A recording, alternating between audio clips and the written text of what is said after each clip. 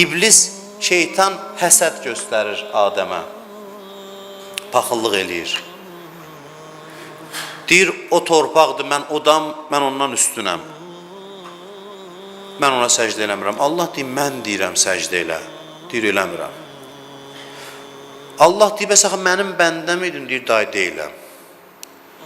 Day bəndən deyiləm. Nə olur nəticə? Deyir, get qiyamətə qədər qovulmuşlardansan. Qiyamətə qədər qovulmuşlardansan. O da Allahı tanıyır. O namərd bizdən çox tanıyır Allahı. Deyir, bəs 6000 il ibadət nə oldu? Bəs ədalətin, axı sən ədalətinlə davranırsan. 6000 il ibadətimi əvəzsiz qoyacaqsan.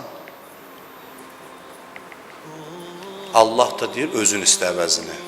Bəli, haqlısan, 6000 il ibadət edirsən, əvəz nə istəyirsən özün dinə. Burada bir haşiyə çıxım. Vay o gündən bir adam dünən Allaha ibadət edirdi, bugün yolunu azdı. Allah ona elə imkanlar verəcək ki, atamızı yandıracaq. Bu ki, bunun namazları olub, ibadətləri olub dünən. Allah qiyamətdə cəzalandıracaq azmağına görə. Amma dünyada ona o ibadətinin müqabilində elə imkanlar verəcək ki, yəni onun əvəzini verəcək. Bu sözlər hamısı düşünüləsi sözlərdir vallahi. Nəysə, çox dayanmayaq. İblis dedi, əvəz istəyirəm. Allah dedi, nə istəyirsən özün dinən. Dedi, birinci uzun ömür istəyirəm. Dedi ki, qiyamətə qədər. Dedi ki, məlum olan vaxta qədər. Dillər İmam Zamanın zuhurudur. Məlum olan vaxt. O vaxta qədər ömür verirəm. İkinci istəyim budur ki, hər Adəm övladına 2 övlad verəsən mənə. Yəni 2 qulluqçu, 2 nəfər birinə nüfuz eləyə bilər. Dedi, o da qəbul.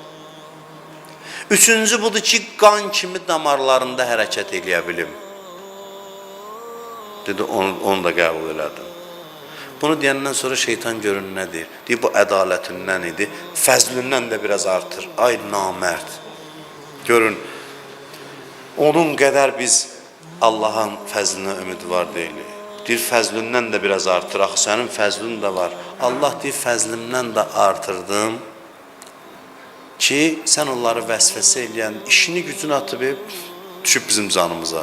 Görün, nə xahiş edir, həvəslə. Ki, mən bunları azdırmağa mənə güc ver, Allah da deyir, buyur. Fəzlindən artırdığın nədir? Bunlar elə biləcək ki, sən deyir, onlar elə vəsvəsə eləyəcəksən, elə biləcəklər öz ağlıma gəldi. Deyəcək, ağlıma belə bir şey gəldi. Hiss eləməyəcək, sən vəsvəsə eləyirsən. İlahi daydı ilə atamızı yandırdın da, bunu silahlandırdın, göndərdin üstümüzə. Adəm də onu dedi. İlahi, sən şeytanın tərəfindəsən, ya bizim, denən biz bilək. Allah da Adəm əleyhissalama cavab verdi ki, sən narahat olma. Sənə elə imkanlar vermişəm ki, bunun müqabilində dayanmaq gücündəsən sən.